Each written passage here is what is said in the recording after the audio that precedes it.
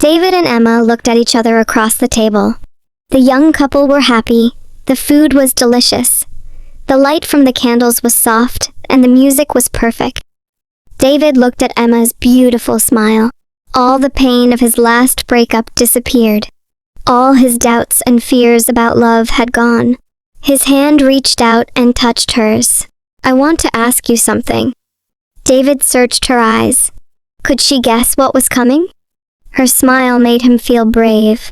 She held his hand. "Don't worry. Whatever it is, I'll probably say yes." He felt so excited. He was about to ask the most important question of his life.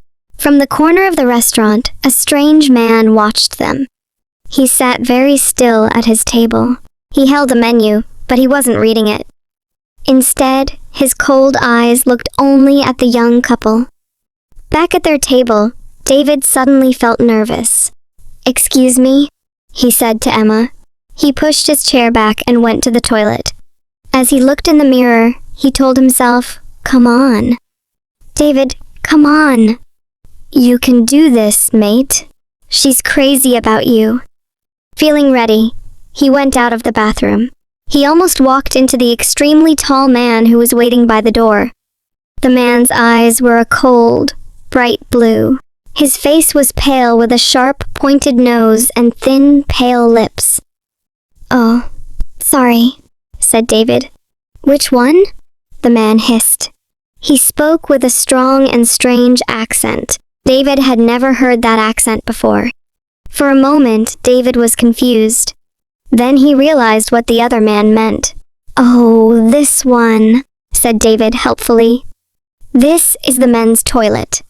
David went back into the restaurant. He reached for the ring in a box in his pocket. It was time to ask her. The taxi ride home was wonderful. The happy couple discussed their future life together. They shared their sweet feelings about each other. "The night I asked you to marry me," said David. "The night I said yes," replied Emma. "Just think, our whole lives together. Sharing, caring," he began. "Loving, giving." Emma finished his sentence.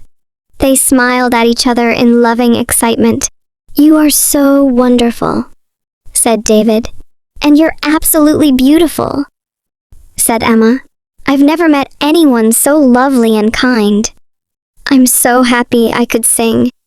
They entered their block of flats, holding hands. A tall man watched them from the shadows. "Which one?" he asked himself. He watched the building. He was waiting for a light to come on to show him which flat was theirs.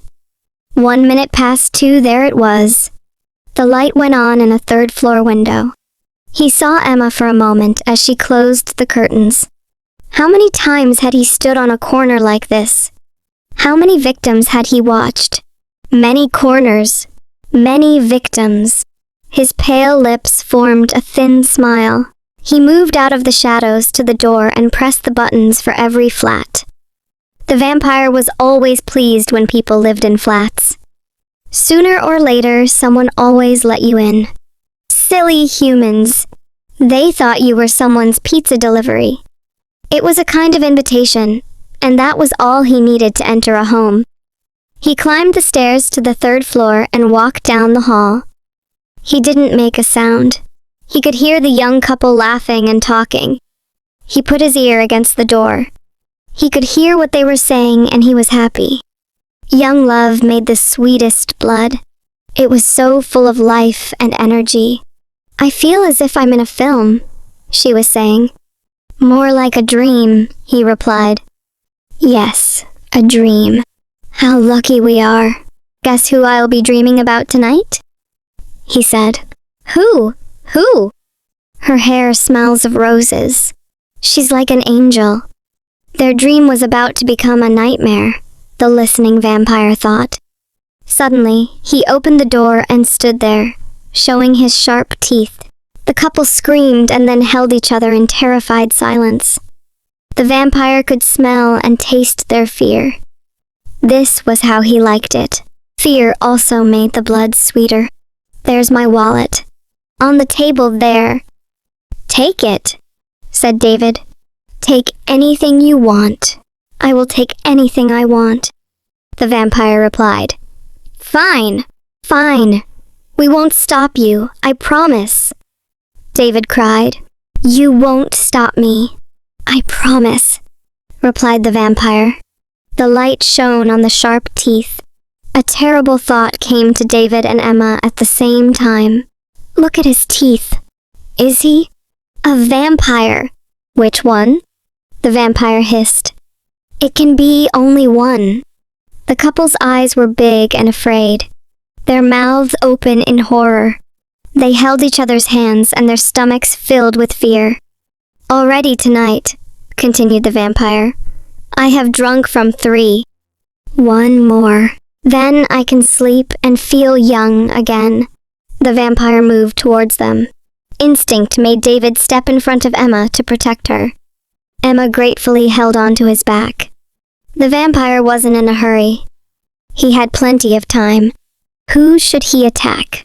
He asked himself. Which one? Thank you, Emma said quietly in David's ear, for what you're doing for me. Of course, my love. I'm here to protect you.